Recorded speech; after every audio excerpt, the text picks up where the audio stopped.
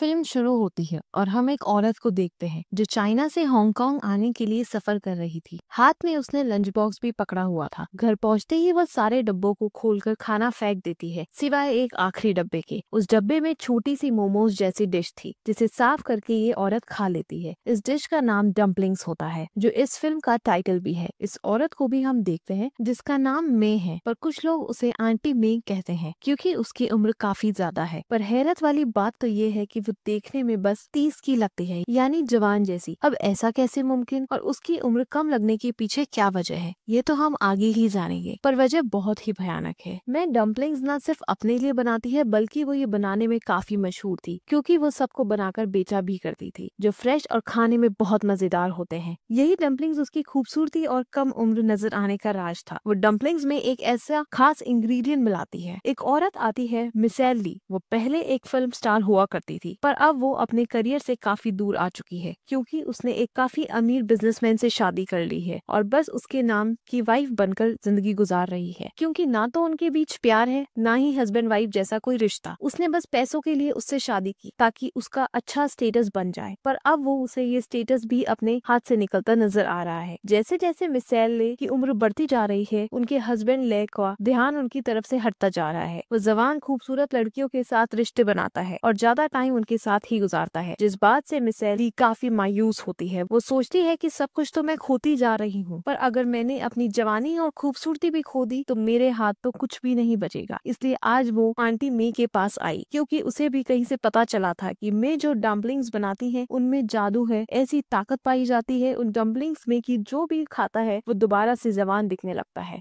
जिस्म में ऐसे बदलाव आते हैं कि इंसानों की उम्र कम दिखने लगती है। एक तरह से वो इंसान की उम्र को रोक सकते हैं या कम कर सकते हैं और इंसान को इतना ज्यादा खूबसूरत बना दिया करती है कि कोई भी उसकी तरफ खींचा चला जाए। पर वो ऐसे किसी की भी कही सुनी बात पर यकीन करने वाली नहीं, इसलिए वो मैं से कहती है कि मुझे इस बात का कोई सबूत दे। तो मैं कहती है कि अच्छा आपको क्या लगता है मेरी उम्र कितनी होगी? जवाब में मिसेस ली कहती है कि यही कोई 30 के आसपास। इस पर मैं कहती है कि लो, मेरी उम्र तो 30 साल से कहीं ज्यादा है। आप तो मेरी उम्र का ही नहीं लगा पाई पता, तो इससे बड़ा और क्या सबूत चाहिए आपको? मैं अपने डम्पलिंग्स में ऐसी खास चीज मिलाती हूँ जिसमें ऐसा जादू है कि उस जैसी खूबसूरती और जवान कोई और चीज नहीं दे सकती। कभी मैं खुद भी अपने आप डम्पलिंग्स खाकर ही इतनी जवान और खूबसूरत हूँ। ऐसा अच्छा रिजल्ट आपको ना कोई क्रीम ना कोई लोशन दे सकती है, फिर चाहे आप इसके लिए इलाज ही क्यों ना करवा ले। सर्जरी तक आपको इतना जबरदस्त रिजल्ट नहीं दे सकती क्योंकि उम्र का बढ़ना एक प्रोसेस है। इंसान के जिस्म का एक इंसान हर उम्र से गुजरता है और एक न एक दिन उसे बूढ़ा भी होना पड़ता है। तो बढ़ती उम्र को कम करने और छोटा दिखने के लिए ये प्रोसेस बाहर से नहीं हो सकता बल्कि इसे अंदर से किया जा सकता है, जो मैं डम्पलिंग्स के जरिए करती हूँ, जिसके लिए मिसेस ली मान भी जाती हैं। और अब मैं उसके सामने अपनी डिश डम्पलिंग्स बनाकर पेश करती हैं। पहले पहले तो मिसेस ली इसे झांक रही थी, पर जब वो इसके रिजल्ट्स के बारे में सोचती है तो आखिर इसे खा लेती है। वो सोचती है मेरे लिए यह आखिरी ऑप्शन है, क्या पता ये मुझ पर भी मिरेकल साबित हो जाए। और फिर ऐसे ही हर रोज वो मे के घर आती और इन डम्पलिंग्स को खाने लगती। अब उसे भी कहीं ना कहीं इस बात की भनक लग जाती है कि मैं इसमें जो इंग्रेडिएंट है उनमें छोटे जानवर का मांस है, पर उसे इस चीज से फर्क नहीं पड़ती। उसे और कुछ नहीं जानना था, उसे तो बस रिजल्ट से मतलब था, वो भी बहुत जल्द। उसने फिर नोटिस किया कि आजकल मेरा हस्बैंड कुछ ज्यादा ही ट्रिप्स पर जा रहा है और ट्रिप्स पर वो किसके साथ होगा ये भी मिसेस ली को अच्छे से पता था। पर सब कुछ जानते हुए भी वह इस तकलीफ से गुजर रही थी और उदासी की जिंदगी गुजार रही थी, पर इससे ज्यादा वो कुछ कर नहीं सकती। अगर अपने हस्बैंड से इस बारे में ज्यादा सवाल करेगी तो वह उसे भारी अमाउंट का चेक हाथ में पकड़ा देगा और इतना ही कर सकता है। वो अपनी वाइफ के लिए इससे ज्यादा वो उसे कुछ नहीं दे सकता था, ना प्यार ना अपनी तवज्जो।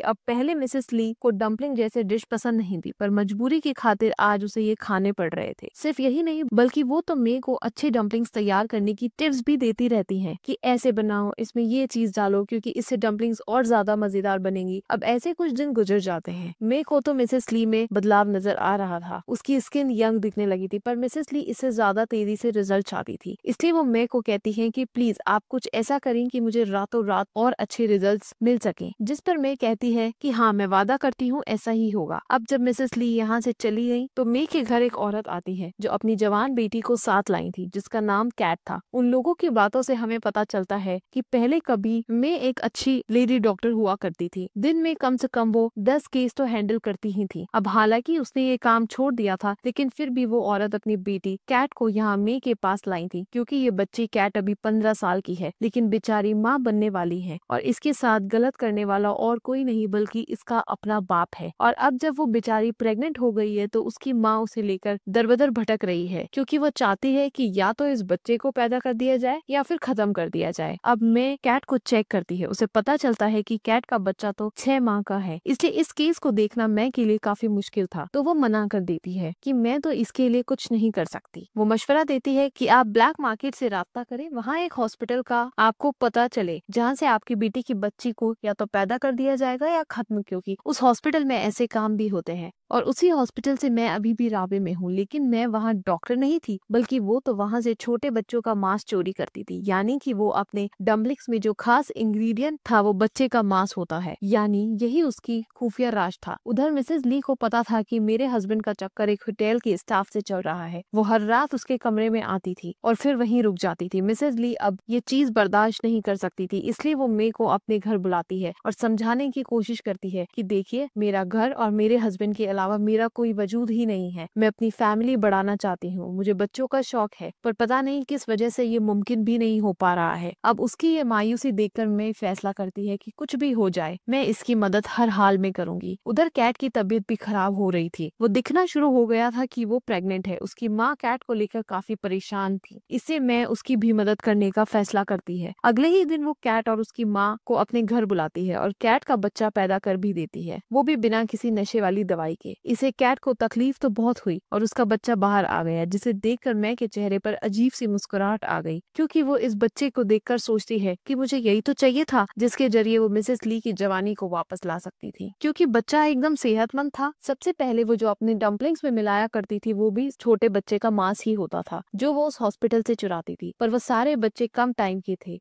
पर ये बच्चा 5 माह का था। तो इसमें उनकी निस्बत ज्यादा न्यूट्रिशन और ज्यादा ताकत है, जिससे मिसेस ली रातों रात जवान हो जाएगी जैसा उसका सपना है। ये तो बिल्कुल जादू की तरह काम करेगा। वो सोचती है कि अगर मैं कैट को सुन करने या नशे की दवाई देती तो इसमें सारी खूबियां खत्म हो जाती, इसलिए मैं अब इस बच्चे के मांस को अपने फ्रिज में स्टोर कर लेती हूँ। फिर अगले दिन जब मिसेस ली उसके घर आई तो डम्पलिंग्स में मिलाने के लिए मैं इस बच्चे की माँ को बाहर निकाल दिया। अब काफी दिन से मिसेस ली को इस बात का ताजुब हो रहा था कि आखिर मैं अपने डम्पलिंग्स में मिलाती क्या है, ये जानने के लिए आज उसे सब्र नहीं हुआ और वो दबे पांव किचन में जा पहुंचती है जहां मैं मांस को बारीक पीसने की तैयारी कर रही थी। ये देखकर मिसेस ली इतना ज्यादा डर जाती है कि वह फौरन यहाँ से भाग गई थी। अब उसे देखकर यहाँ तक कि सोचकर भी उसे उल्टी आ रही थी कि मैं इतने टाइम से ये खा रही हूँ, मगर फिर वो अपने हस्बैंड और अपने बारे में सोचती है कि मेरे लिए मेरी खूबसूरती और लुक सबसे ज्यादा अहम है। जैसे जैसे मेरी उम्र बढ़ रही है सब चीजें भी जा रही हैं और अगर ऐसे ही चलता रहा तो मेरा हस्बैंड तो एक दिन मुझसे पक्का दूर चला जाएगा। तो इन हालात में अगर यही मेरे लिए मसले का हल है तो यही सही।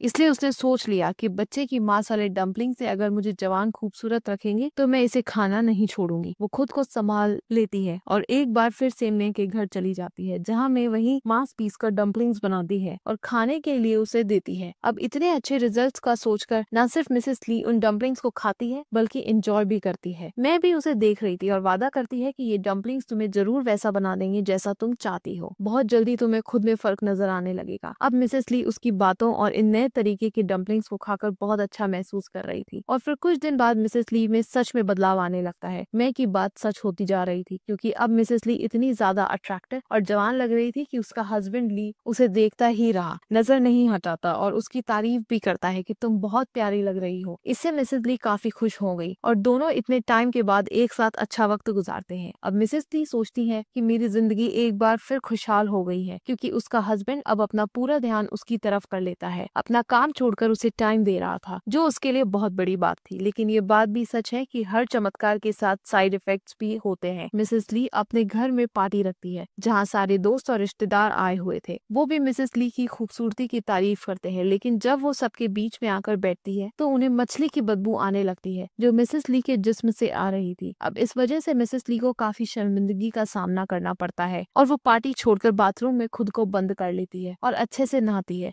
वो सोचती है कि आखिर में मेरे साथ ऐसा कैसे कर सकती है। उसे इन साइड इफेक्ट्स के बारे में पहले ही मुझे बताना चाहिए था। इसलिए वो मैं को कॉल करती है और सब कुछ बता देती है। जवाब में मैं कहती है कि मुझे तो खुद इन साइड इफेक्ट्स का नहीं पता था, कभी मेरे साथ तो ऐसा कुछ नहीं हुआ। हो सकता है तुम्हारे जिस्म में पहली बार ऐसी चीज गई हो, इसलिए ऐसा हुआ है।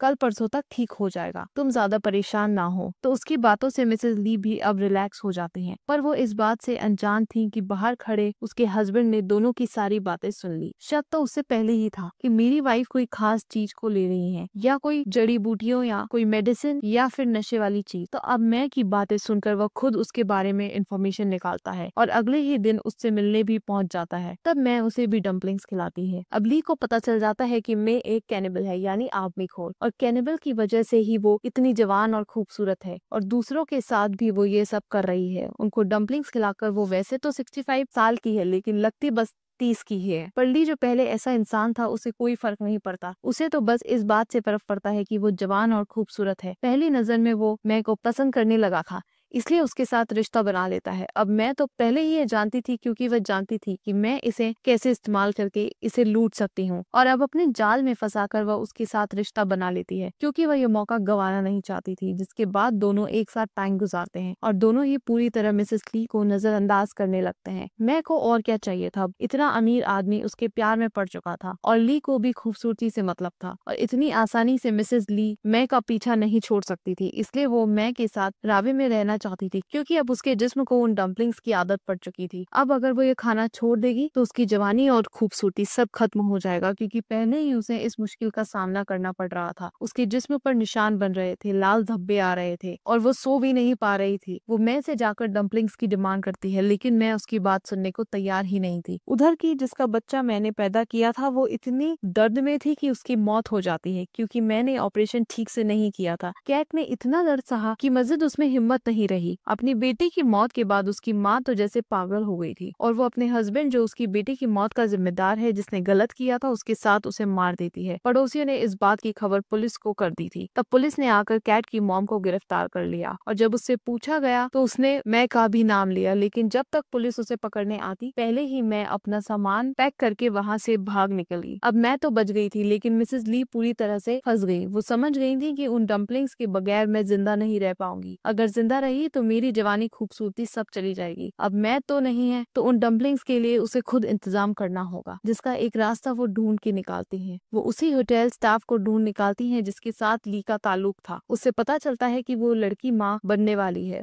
वो भी 5 माह प्रेग्नेंट है। क्योंकि ये बच्चा ले चाहता था, उसने लड़की से डील की कि अगर वो मुझे बच्चा पैदा करके देगी तो वो उसे भारी रकम देगा। इसलिए अब मिसेस ली जाकर उस होटल स्टाफ से उसका बच्चा मांगती है कि मुझे ये 5 माह का ही बच्चा चाहिए। वो कहती है, कितना तुम्हें मेरे हस्बैंड ली ने पैसे देने का वादा किया है, मैं उससे दुगनी रकम दूंगी। वो चाहती थी कि एक तीर से 2 शिकार हो जाए। अगर ये बच्चा मुझे मिल गया तो जब ये लड़की ली को बच्चा नहीं देगी तो वो इसे छोड़ देगा और मेरे रास्ते का ये कांटा भी खत्म हो जाएगा। और वैसे भी उसे बहुत उम्मीद थी कि ये लड़की उस दौरान ही मारी जाएगी, और अगर वो बच्चा मुझे मिल गया तो उसकी मदद से मैं अपनी जवानी खूबसूरती बरकरार रख सकती हूँ। जिसके लिए वो लड़की मान गई और मिसेस ली इसे लेकर लेडी डॉक्टर के पास जाती है और इस बच्चे को पैदा करवाती है, बिल्कुल वैसे ही जैसे मैंने करवाया था, बगैर किसी नशे वाली दवाई के, क्योंकि उसे भी ये बच्चा बिल्कुल सेहतमंद चाहिए था और उसकी सोच के मुताबिक ही होता है। लड़की इस प्रोसेस के दौरान ही मारी जाती है और अब वो बच्चा लेते ही उसे ले आती है, फिर उसे रखकर चॉपर उठाती है पीसने के लिए, जिसके बाद वो इसे खा जाएगी। जिसका मतलब था कि आखिर मैं की तरह मिसेस ली खूबसूरत होने के चक्कर में एक कातिल बन गई। अब उसे किसी मैं की जरूरत नहीं है, ना ही किसी और प्रोसेस की, क्योंकि पैसों के बदले उसे बच्चा मिल जाएगा हमेशा, जिसे खाकर वो हमेशा खूबसूरत जवान रहेगी, जो उसकी ख्वाहिश थी, हमेशा खूबसूरत जवान रहना और अपने हस्बैंड का प्यार हासिल करना, जो अब मुमकिन हो गया था। और अब से उसका हस्बैंड किसी की तरफ नहीं देखेगा, बल्कि उसे सिर्फ अपनी वाइफ से ही लगाव रहेगा। पर इसके पीछे का रास्ता बहुत भयानक है और इसी के साथ ये कहानी भी इधर ही खत्म हो जाती है।